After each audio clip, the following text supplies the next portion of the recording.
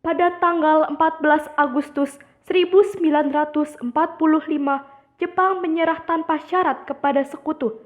Berita kekalahan ini sangat dirahasiakan oleh Jepang, tapi ternyata Sultan Syahrir mendengar berita tersebut dari radio.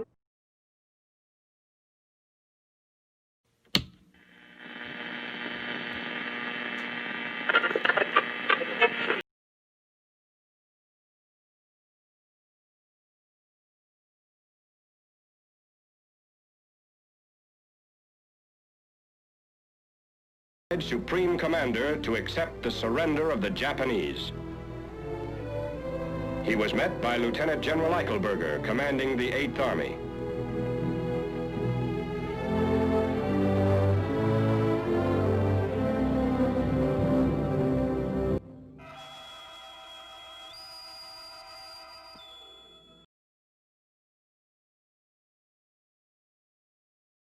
Setelah mendengar kabar tersebut, Sultan Syahrir menandatangani para pemuda dan mengadakan rapat di Jakarta.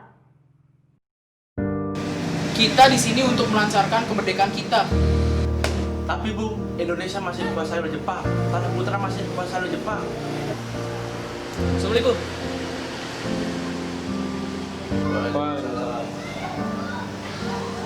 Saya ada kabar bahwa Jepang telah menyerah pada sekutu.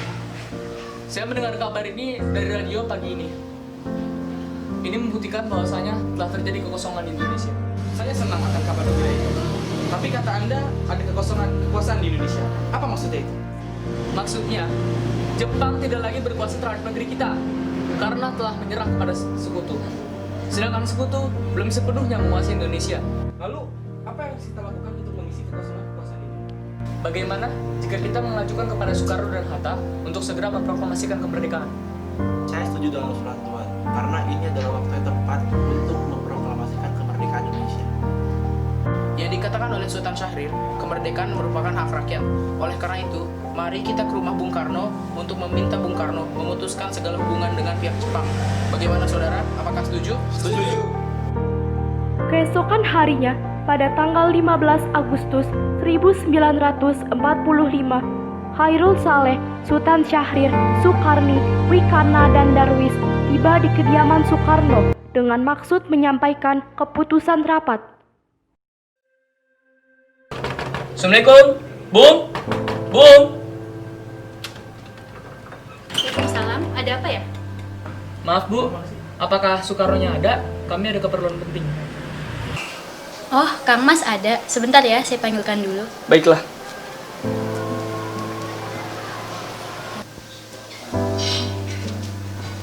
Kang Mas, Iya, para pemuda datang mencarimu. baiklah, saya akan menemuinya.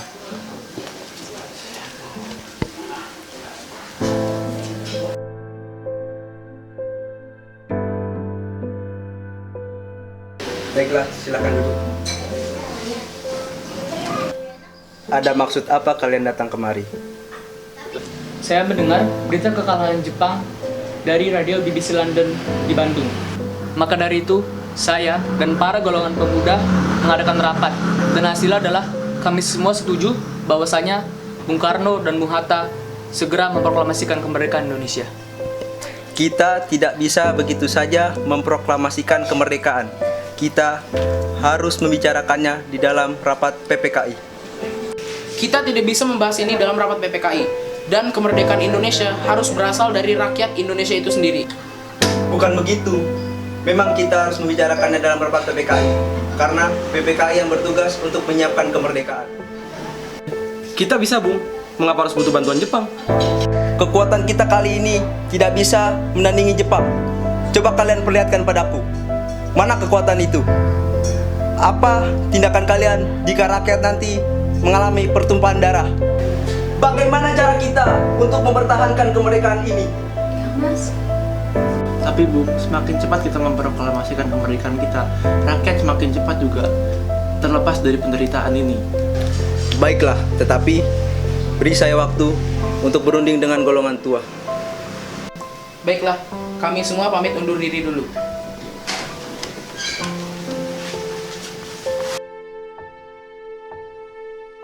Karena masing-masing mempertahankan pendapatnya, para golongan muda tersebut berpamitan kepada Bung Karno. Mereka bergegas meninggalkan kediaman Bung Karno dengan wajah kesal. Soekarno meminta para golongan tua untuk datang ke kediamannya dan membicarakan permasalahan tersebut. Bagaimana ini? Para pemuda mendesak untuk segera proklamasikan kemerdekaan. Tetapi kita tidak boleh gegabah, Bung. Kita harus memikirkannya dengan matang supaya tidak terjadi hal-hal yang tidak diinginkan. Saya setuju. Menurut saya yang terpenting adalah menghadapi sekutu yang ingin menguasai negara kita ini. Selain itu, masalah kemerdekaan yang akan dilaksanakan pada sidang PPKI tanggal 18 Agustus mendatang. Gimana, Bu? Ya, namanya juga anak muda. Pikirannya itu masih belum matang. Kita sebagai yang tua harus memikirkannya dengan matang supaya tidak terjadi hal-hal yang tidak diinginkan. Kalau begitu, kita semua sepakat. Baiklah. Meski berat hati dengan keputusan Soekarno, para pemuda yang telah meninggalkan kediaman Soekarno tetap tidak putus asa. Mereka pun menyusun strategi untuk memujuk Soekarno dan Muhammad Hatta. Akhirnya mereka memutuskan untuk mengasingkan kedua tokoh tersebut ke Rengas Dengklok agar terhindar dari pengaruh Jepang di Jakarta.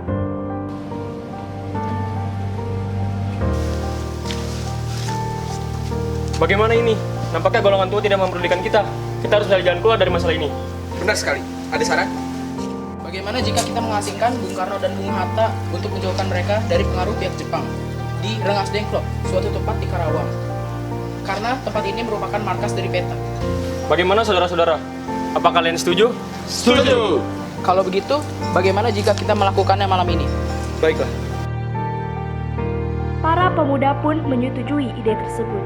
Mereka memujuk Soekarno dan Hatta di kediamannya masing-masing pada malam hari. Rombongan Soekarno dan Muhammad Hatta tiba di Rengas Dengklok pada 16 Agustus 1945. Mereka tiba di Rengas Dengklok dengan selamat dan berada seharian penuh di sana. Ahmad Subarjo pun mengetahui bahwa Soekarno dan Hatta harus hadir dalam PPKI pada pukul 10 pagi di Pejambon. Tetapi Soekarno dan Hatta tak menghadiri rapat tersebut. Subarjo memutuskan untuk mencari. Ia yakin Wikana selaku perwakilan golongan muda tahu di mana lokasi Soekarno-Hatta diculik dan disembunyikan. Apa yang telah kamu perbuat terhadap Soekarno dan Hatta? Apakah akibat dari tindakan tersebut yang telah kamu buktikan? Maaf, Bang. Tapi tindakan ini sudah diambil oleh para golongan pemuda. Begini, Wikana. Sepertinya kita telah bekerja sama sejak lama. Dan tidak ada alasan lagi bagi kita untuk merahasiakan tempat persembunyian mereka. Maaf, Bu. Tapi kami tidak dapat mengatakannya. Saudara tidak perlu khawatir atas keselamatan mereka jika mereka kembali ke sini. Tolong beritahukan kepada kita tempat persembunyian mereka, sehingga kita dapat memproklamasikan kemerdekaan. Jika memang benar ucapanmu, saya akan memberitahukan tempatnya.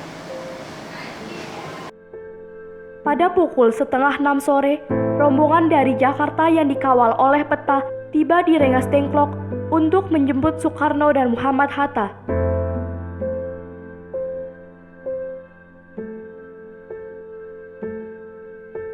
Syukurlah kalian baik-baik saja. Jadi, bagaimana keputusannya? Kami setuju bahwa proklamasi kemerdekaan Indonesia akan dilaksanakan tanpa campur tangan Jepang. Kalau begitu, kapan kita akan melaksanakannya? Jika mungkin iya, kita akan melaksanakannya besok pagi.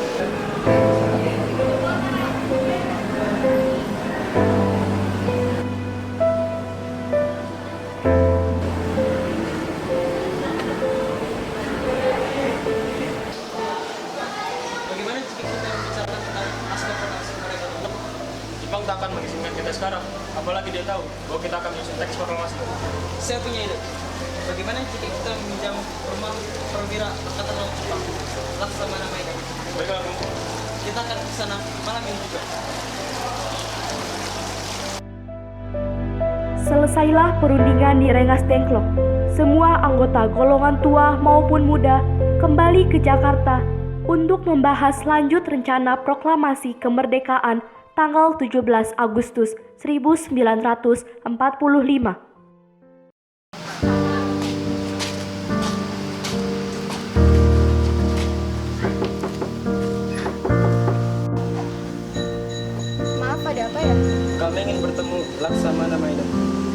saya panggilkan Bapak dahulu?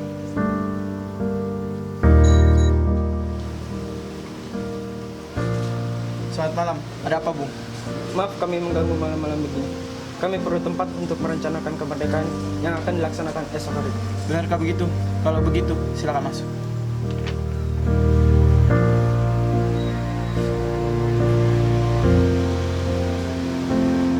Silakan pergunakan peralatan yang ada di kelasnya. Baiklah, terima kasih.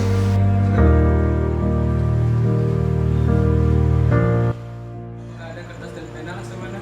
Sebentar, akan saya ambilkan.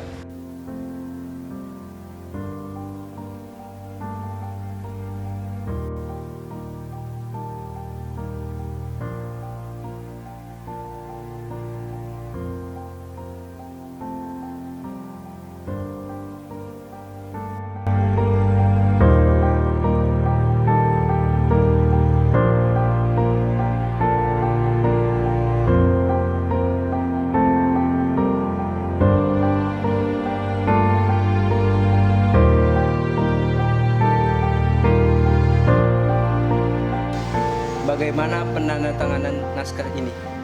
Menurut saya, naskah proklamasi ini jangan ditandatangani oleh PPKI karena mereka organisasi bentukan Jepang. Kita semua sudah sepakat bahwa proklamasi ini akan dilaksanakan tanpa campur tangan Jepang. Bagaimana kalau yang menandatangani adalah para hadirin, seperti yang dilakukan oleh Amerika? Jangan, kita tidak boleh meniru bangsa lain. Lalu bagaimana, Bung? Karena ini semua berkat jasa Indonesia, berarti naskah ini harus atas nama bangsa Indonesia.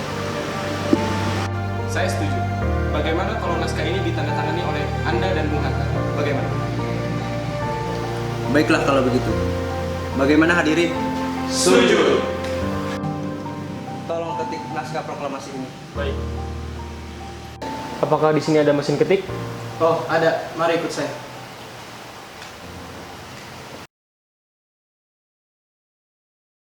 Indonesia tanah air beta, pusaka abadi nan jaya. Indonesia sejak dulu kala tetap dipuja-puja bangsa. Di sana tempat lahir beta, dibuai, dibesarkan bunda. Setelah usai perundingan di rumah Laksamana Maeda, Soekarno pulang dan disambut oleh istri tercinta. Alhamdulillah Bu, semuanya sudah berjalan dengan lancar. Alhamdulillah. Makasih ya Bu telah menemani hari-hari yang sulit ini. Ya Pak, sama-sama. Jangan lupa berterima kasih juga kepada Gusti Allah karena atas berkatnya kita dapat melaksanakan proklamasi ini. Oh iya, apakah kalian sudah ada rencana besok? Sudah, insya Allah besok pagi kita akan melaksanakan upacara bendera. Tapi Pak, kita tidak ada bendera. Bagaimana ini? Oh iya, kamu lupa. Bagaimana kalau ibu saja menjahitnya? Bisa saja, tapi Ibu hanya punya 2 kain, merah dan putih. Gak apa-apa, seadanya aja. Yang penting kita sudah niat. Baiklah Pak, kita namakan bendera ini Sang-Saka Merah Putih. Baiklah. Sayang memujanya, Indonesia Ibu Pertiwi. Kau ku puja, kau ku kasihi. Tenagaku bahkan pun jiwaku kepadamu rela ku beri.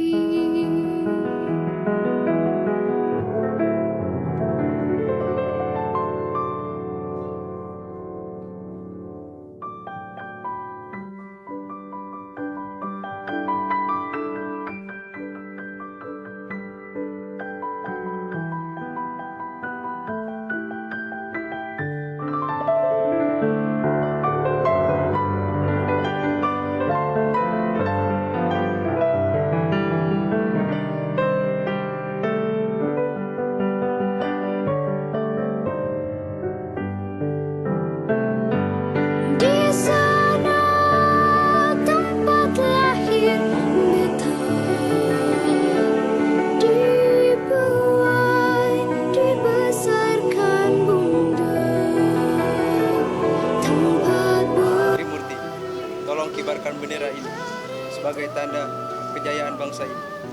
Baiklah, saya akan melaksanakannya dengan anak didik saya untuk mengibarkan benderanya. Baiklah, laksanakan. Saudara-saudara sekalian, saya telah minta saudara untuk datang ke sini untuk menyaksikan peristiwa penting dalam sejarah Indonesia. Beratus-ratus tahun bangsa kita berjuang untuk merdeka. Kita telah menyusun strategi untuk mencapai cita-cita bangsa Indonesia.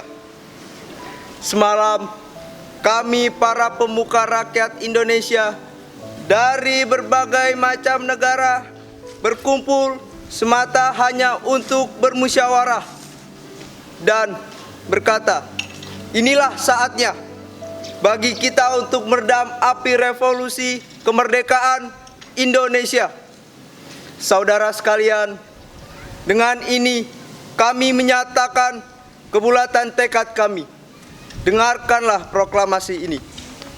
Proklamasi kami, bangsa Indonesia, dengan ini menyatakan kemerdekaan Indonesia. Hal-hal mengenai pemindahan kekuasaan dan lain-lain diselenggarakan dengan cara seksama dan dalam tempo yang sesingkat-singkatnya. Jakarta, 17 Agustus 1945. Atas nama bangsa Indonesia. Soekarno Hatta. Merdeka! Merdeka! Biarpun saya pergi jauh. Siap, gerak, luruskan. Lurus, langkah tegap, maju, jalan. Bendera, siap. Kepada bendera merah putih. Hormat! Gerak!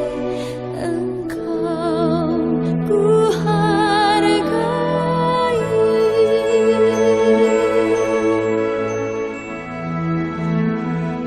Walaupun Peristiwa proklamasi memang tak berlangsung lama. Namun peristiwa itu telah mengubah segala sisi kehidupan bangsa Indonesia. Peristiwa proklamasi kemerdekaan telah menjadi momen puncak perjuangan Indonesia.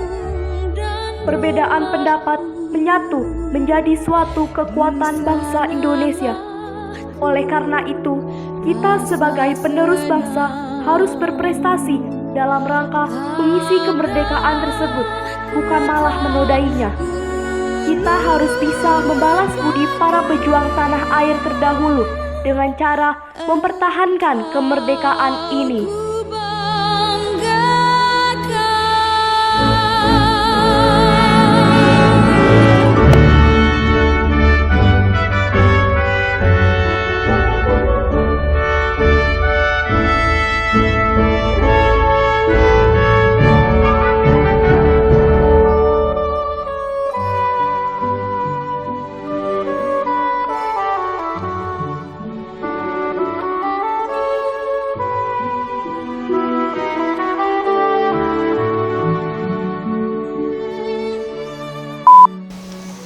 Actionnya mana?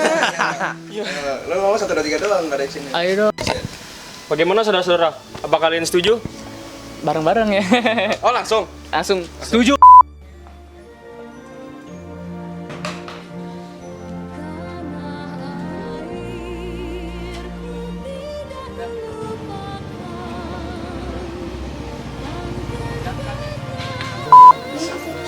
Daya menyaksikan kemerdekaan.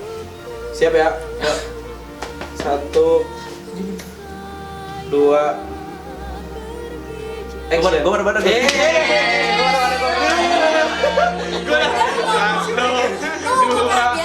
Gue mana-mana dulu.